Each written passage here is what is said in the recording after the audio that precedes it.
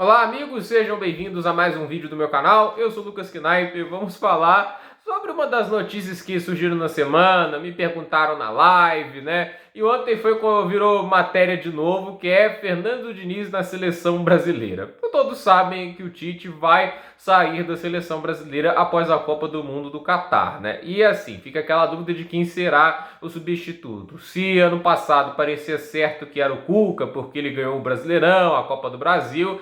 Olha, tá mais difícil, né, pra esse ano, porque o trabalho dele no Atlético é horroroso e ele, obviamente, perdeu crédito com isso. Eu acho que uma indicação dele hoje seria muito menos aceita do que seria no ano passado, por exemplo, né? Então, assim, o Cuca perdeu força e com isso já são sondados nomes diferentes. Chegou a se cogitar até o técnico Manuel Pellegrini, que está no Real Betis, que obviamente é muito melhor do que qualquer técnico que esteja treinando no futebol brasileiro, inclusive o Abel Ferreira, a meu ver. Então, Manuel Pellegrini seria uma escolha maravilhosa, eu vou ficar emocionado, mas eu não acho que isso vai acontecer. Então, assim, não é um mercado estrangeiro de técnicos muito preenchido, com ótimos nomes disponíveis, né? O melhor talvez é o Thomas Tuchel, mas eu ficaria muito, assim, louco, assim, pensando que ele assumiria a seleção brasileira, né?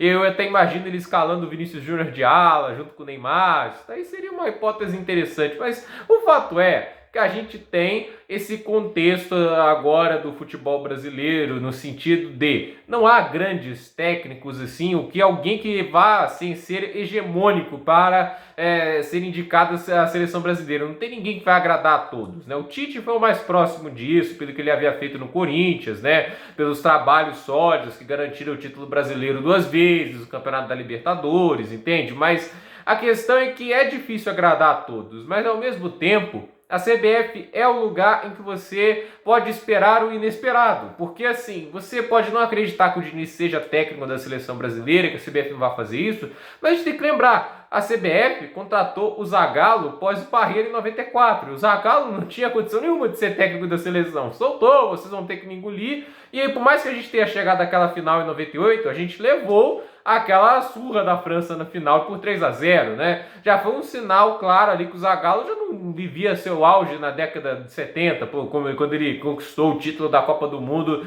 lá com o Pelé, né? Eu não sei se o Garrincha ainda estava em 70, mas assim, continuando, em 2006, quando o Parreira sai descreditado, depois do fracasso que foi a seleção, uma das mais talentosas que o Brasil já teve, o que eles contratam? O nome mais cotado não era o do Dunga, era o do Paulo Autuori. O Dunga sequer, assim, gente, o cara não era nem técnico, nem nunca teve um trabalho. Mas o que a CBF contratou? O Dunga, porque estava se espelhando na Alemanha, porque tinha o Klinsmann, que era o técnico coach, né? Que é coach no sentido de cara ser mais motivacional. O tático naquela época, o cara, um nome conhecido, Joaquim Low, inclusive tá livre no mercado, né? Vamos imaginar o Low comandando a seleção brasileira.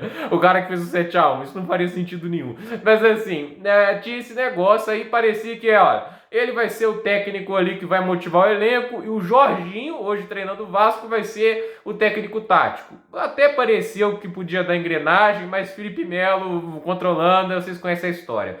Aí o Dunga sai naquele clima horroroso, né? Aí entra o Mano Menezes, não fica muito tempo, traz o Filipão de volta depois do rebaixamento do Palmeiras no Brasileirão, onde ele era técnico. Então, assim, eles contrataram o Filipão com muito risco, né? E apesar do título da Copa da Confederação, né, ele foi para a Copa do Mundo, o desempenho não era legal e a gente deu no 7-1, né? E o Filipão sai, volta o Dunga de novo, assim, tinha que chamar o Dunga de novo, né?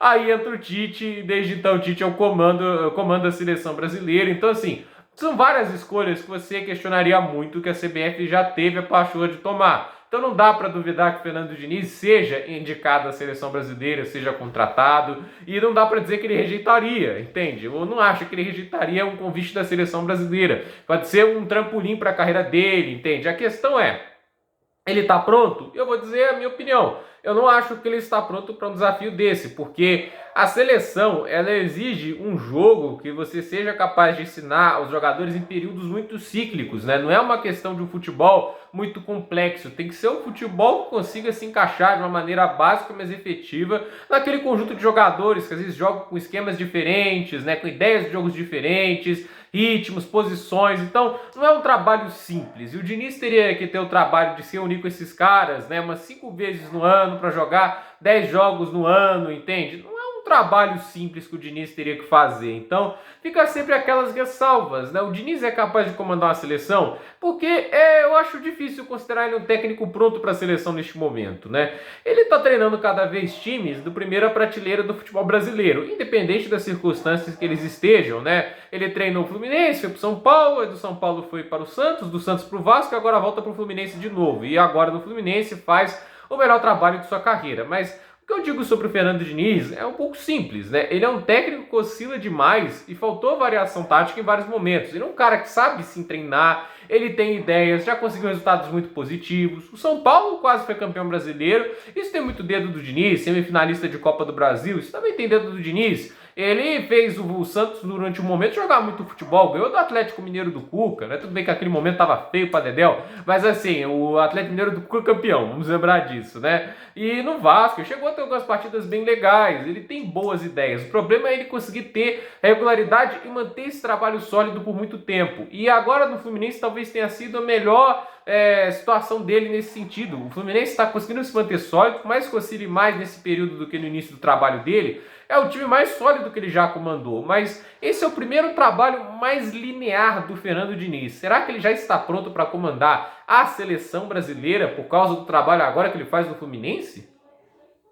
Então, assim, eu pessoalmente acho um risco muito grande.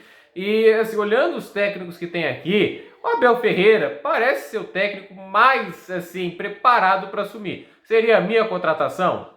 Possivelmente não, né? Se eu tivesse que escolher um dos técnicos brasileiros, até mesmo o Abel Ferreira incluso aqui, talvez fosse ele, mas no leque de opções, caso abra mais, né? Eu acho que o Brasil não tem que ter tanta pressa para escolher um novo técnico assim, mas o fato é que, assim, eu não vejo tantas garantias com o Fernando Diniz comandando a seleção.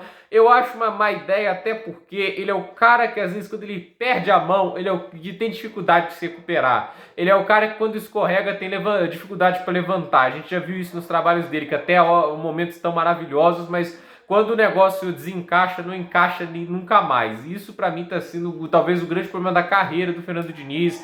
Às vezes ser muito previsível, e em seleções ser previsível demais é um problema, a não ser que seu jogo seja muito efetivo. Será que o Diniz vai conseguir aplicar esse tipo de jogo no Brasil? Óbvio, seria mais divertido assistir o futebol do Diniz na seleção brasileira do que o do Tite? Muito possivelmente, com certeza, né? O futebol dele é mais agradável esteticamente, mas é mais efetivo, porque no final o que importa são os resultados. Ganhando de 1-0 ou não, as pessoas só querem o título da Copa do Mundo. 82 é super romantizado pelo futebol bonito, mas não ganhou. 94 é uma seleção que muita gente disse que não deveria ganhar a Copa, mas ganhou. É o nosso tetra 94, não é 82. Então, a questão é, o futebol campeão sai das mãos do Fernando Diniz? Eu não tenho tantas garantias assim. Eu acho que hoje é muito mais uma aposta do que uma contratação decente que o Brasil estaria fazendo. Então, vamos ver até onde isso vai. Gente, por esse vídeo é isso. Dúvida nos comentários, deixe seu like, se inscreva no canal, compartilhe esse vídeo e até o próximo vídeo.